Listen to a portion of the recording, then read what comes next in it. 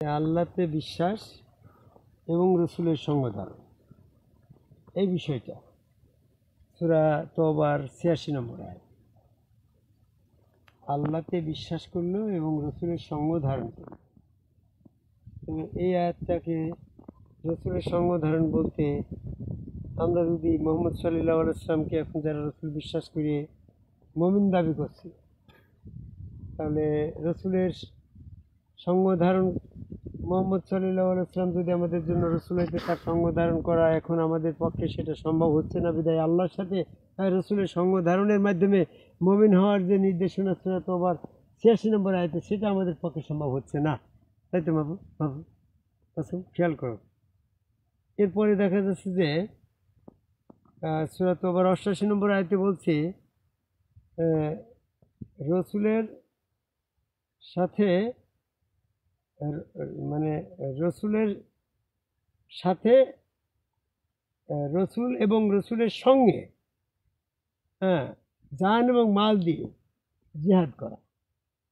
রসুলের সাথে থেকে রসুলের সঙ্গ ধারণ করে জান মানে সম্পদ এবং নিজের জান দিয়ে জিহাদ করার কথা। তাহলে রসুলের সাথে থেকে জিহাদ করা। তাহলে এখন নবী মুহাম্মদ সাল্লাল্লাহু আলাইহি ওয়াসাল্লামের পিরিয়ডে যারা ছিল তারা হয়তো আবু বকর, উমর, উসমান তার সম্পদ তার জান নিজে শহীদ হয়ে গেছে, এই আয়াতের দিয়ে তার প্রেক্ষাপটটা বোঝানো যাচ্ছে। কিন্তু এখন যদি আমরা সেই নবীর অনুসারী হতে চাই, সেই রসুলের অনুসারী হতে চাই, তাহলে রসুল এবং তার সঙ্গে থাকার কথা এই আয়াতটাকে আমরা কোথায় কিভাবে মিলাবো? রসুল আমার মোহাম্মদ সাল্লাল্লাহু আলাইহি ওয়াসাল্লাম এবং তার সঙ্গে থেকে জিহাদ করতে বলছে, এটা যখন আয়াত আসছে তার সঙ্গে থেকে আমাকে জান এবং মাল দিয়ে সম্পদ দিয়ে যদি আমি জিহাদ করি তাহলে আমি সফলকাম হতে পারবো, এখানে আয়াতে বলছে। তাহলে সফলকাম হওয়ার জন্য আমাকে রসুলের সঙ্গে থেকে আমার নিজের সম্পদ এবং জান দিয়ে জিহাদ করলে আমি সফলকাম হব। তো এখন আমার একটা অন্তরায় হয়ে গেল যে জান এবং মাল আমি দিতে প্রস্তুত, কিন্তু রসুলের সাথে দিতে হবে। রসুল মোহাম্মদ সাল্লাল্লাহু আলাইহি ওয়াসাল্লাম এখন আমাদের মাঝে নাই, তো ওনার সাথে আমি জানমাল দিয়ে জিহাদটা কিভাবে করি? তো সেক্ষেত্রে নাই বুঝলাম যে এই সমস্ত দুইটা আয়াতটা, এটা মোহাম্মদ সাল্লাল্লাহু আলাইহি ওয়াসাল্লামের পিরিয়ডের আয়াত, ওটা আমাদের জন্য প্রয়োগের ক্ষেত্র নয়। এমনটা যদি আমরা বলি, দেখো লালমনিরহাট থেকে কি আসছো তুমি? আমজাদ? হ্যাঁ, তুমি আলমগীর ভাঙার থেকে আসছো না? তুমি আসছো কি মেহেরপুর থেকে? আর তোমরা আসছো পাবনার থেকে নাকি? আচ্ছা, তো কথা বলে আমাদের আর মাসুম তো আমাদের সাথেই আছে। তোমাদের জন্য বলছি, তোমরা ছড়িয়ে দাও না কথাটা, যে এই কথাটা যদি বলে কেউ যে তোমার গুরু যে কথাটা বললো, হাসিবুল হক চিশতি যে কথাটা বলছে যে সূরা তওবার ৮৬ এবং ৮৮ নম্বর আয়াতে রসুলের সঙ্গে থেকে জিহাদ করার যে কথাটা, রসুলের সঙ্গে থেকে আল্লাহ পাকে বিশ্বাস করার যে কথাটা, এইটা মুহাম্মদ সাল্লাল্লাহু আলাইহি ওয়াসাল্লামের পিরিয়ডের প্রেক্ষাপটের আয়াত। ওটা আমাদের জন্য এখন ধাক্কাধাক্কি করার এত কি আছে? না বুঝার কিছু নাই। আমরা বুঝলাম তোমার কথা মতন, এটা আমাদের জন্য প্রয়োগের ক্ষেত্র নয়, ক্ষেত্র হচ্ছে নবী মুহাম্মদ সাল্লাল্লাহু আলাইহি ওয়াসাল্লামের ওই পিরিয়ডে আবু বকর, উমর, উসমানের জন্য ক্ষেত্র, এটা আমাদের জন্য প্রযোজ্য নয়, বুঝলাম। কিন্তু মৃত্যুর পরে হাসরের দিন যখন আমরা সবাই জালেমরা একসাথে উপস্থিত হবে, সেখানে তো শুধু ওই মক্কার ওই আবু জেহেল মার্কা জালেমগুলাই তো উপস্থিত থাকবে, এমনটা তো না। বর্তমান জামানার এই যে হাসিবুল চিশতিকে যারা অস্বীকার করছে, রসুল হিসেবে মানছে না, এরকমভাবে জুলুম করছে মানুষের পরে, এরকম কিছু জালেমও তো সেই দিন থাকবে। তারা যদি বলে হাই হাই রে, আমি ওই রসুলের সঙ্গ ধারণ করলাম না কেন, অমুকের কথা মতন, তাহলে সে পরিচিতি অমুক লোক, আর সেই রসুলরা তার পরিচিত, তাহলে এই ক্ষেত্রে অমুক ব্যক্তি নাই তোমার সলিমুদ্দিন হাজী সাহেব তাবলিগ করে বেড়াচ্ছে, তোমার এই করলো, কিন্তু এই অমুক ব্যক্তির সাথে থেকে আমি ওই রসুল, তাহলে ওই রসুল কি মোহাম্মদ নাকি? মোহাম্মদ তার এখন এসে পরিচিত রসুল হিসেবে আসছে না। পরিচিত ব্যক্তি অমুক ব্যক্তি, পরিচিত ব্যক্তি অমুক ব্যক্তির কথা মতন আমি রসুলের সঙ্গ ধারণ করলাম না, তাহলে রসুলটা তো পরিচিত হতে হবে, তাই তো? তুমি বাইরে থেকে কিছু করলো ওই রতন জাহিদিরা নতুন বাইরে থেকে, এদের একটু ভালো করে বুঝতে হবে। হ্যাঁ, you understand, you better understand, ভালো করে বোঝো এবং ভালো করে বুঝে নাও। তো বিষয়টা হচ্ছে বর্তমান জামানায় যারা বলবে সেদিনকে যে আমি ওই রসুলের সঙ্গ ধারণ করলাম না কেন, নিজের হস্ত দংশন করবে। সূরা ফুরকানের 27 নম্বর আয়াত, এই আয়াত দিয়ে প্রমাণ হবে বর্তমান জামানার কিছু জালেম যখন ওখানে থাকবে, তাহলে বর্তমান জামানায় নিশ্চয়ই ওই জালেমদের পরিস্থিতি রসুল ব্যবস্থাপনাও ছিল, না হলে তারা কেন বলবে যে আমি ওই রসুলের সঙ্গ ধারণ করলাম না কেন?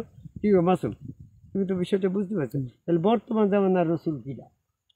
যদি বলো বর্তমান জামানায় কোনো রসুল নাই, আলহামদুলিল্লাহ, কোনো সমস্যা নেই।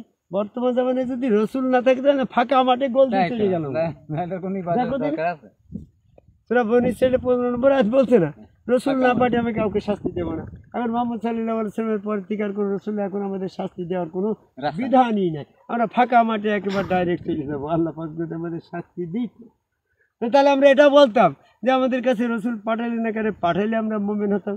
সূরা কাসাসের 47 নম্বর আয়াত। এটাও একটা বিষয়, যেহেতু আল্লাহ পাক শাস্তি দেবেই দেবে আমাদের, তাহলে রসুল দিয়েই তো দিতে হবে। সেই রসুলটা কে? সেই রসুল হচ্ছে যার যার গুরু তার রসুল। এ ব্যাপারে আবার অনেক ভিডিও, অনেক কথাবার্তা আছে, আমি ওখানে শুধু বলতে চাচ্ছি না। আমি শুধু এতটুকু বলতে চাচ্ছি যে আল্লাহ বিশ্বাস করার শর্ত হচ্ছে রসুল বিশ্বাস, আর সফল কানামার শর্ত হচ্ছে আল্লাহ এবং রসুলের সাথে থেকে জানমাল দিয়ে জিহাদ করা। সূরা তওবার 88 নম্বর। এখন যদি রসুল ব্যবস্থা আমার না থাকে, তাহলে রসুলের সঙ্গ ধারণ নাই, আর রসুলের সঙ্গ ধারণ নাই, তো রসুলের সাথে থেকে আমি হচ্ছে ঈমান অর্জন করতে পারছি না, আল্লাহ বিশ্বাসও করতে পারছি না। আল্লাহটা নাই, মানে আল্লাহ আছে কিন্তু রসুল, আল্লাহ আমাদের মাঝে উপস্থিত থাকলেও ফিজিক্যালভাবে রসুল, ফিজিক্যালভাবে তো কখনোই আল্লাহ আসবে না। ফিজিক্যালভাবে আল্লাহ কোথায় ছিল গো? ওই আরশ আজিমে বেহেশতের ভিতরে। সেই ফিজিক্যালভাবে আল্লাহ পাক সশরীরে জমিনে আসতে পারল না, বা আসা তার পক্ষে সম্ভব হচ্ছিল না। এই জন্য ফিজিক্যালভাবে তার প্রতিনিধি রসুলকে পাঠিয়ে দিয়েছে। এই রসুলের সাথে ফিজিক্যালভাবে থেকে আমাদের আল্লাহ পাককে বিশ্বাস করতে হবে, রসুলের সাথে থেকে আমার রসুলের সঙ্গ ধারণ করে জিহাদ যুদ্ধ করতে হবে, মুমিনত্ব লাভ করতে হবে। এই জন্য আদম কবি সেজদাকারী একজন সম্যক গুরু রসুল ব্যবস্থাপনা বিশ্বাস করে সেই রসুলের সাথে থেকে তার হাত আল্লাহর, পা আল্লাহর, চেহারা আল্লাহর বিশ্বাস করে সেখানে বায়াত গ্রহণ করে সেজদা ভক্তি দিয়ে মুমিনত্ব লাভ করলে পারে ওই রসুলের সঙ্গ ধারণ করে আমি যখন তার সাথে থেকে জিহাদ করব জান এবং মাল দিয়ে, তখন আমি সফলকাম হব। এই জন্য আমাদেরকে আদম কাবাই সেজদাকারী একজন সম্যক গুরু রসুলের খুব প্রয়োজন।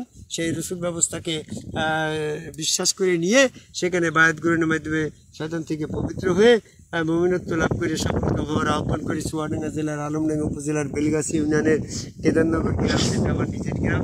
এই গ্রামের মাঠের ভিতরে দাঁড়িয়ে রসুলের সঙ্গ ধারণ করার আয়াতটাকে বাস্তবায়ন করার জন্য সূরা ফুরকানের 27 নম্বর আয়াতের হুঁশিয়ারিতে, সতর্কতার সাথে যেটা আমরা পেলাম, আল্লাহ বলছে আমি ওহী ব্যতীত, হে রসুল তুমি যাহা ওহী হয়েছে তার মাধ্যমে সতর্ক করো।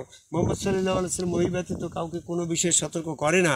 তাহলে এই যে আয়াতটা তো আমাদের মানুষকে সতর্ক করার জন্য, যে তোমার সেদিন জালেমরা আফসোস করবে আমি যদি রসুলের সঙ্গ ধারণ না করতাম, অমুক ব্যক্তির কথা মতো না, এখন তুমি হাসিবুল চিশতিকে রসুল মানছো না। সেদিন কিন্তু ওই ব্যক্তি বলবে যে অমুক ব্যক্তির কথা মতো যদি আমি রসুলের সঙ্গ ধারণ থেকে বঞ্চিত না হতাম, তাহলে আজকে আমার এই দুরবস্থা হতো না।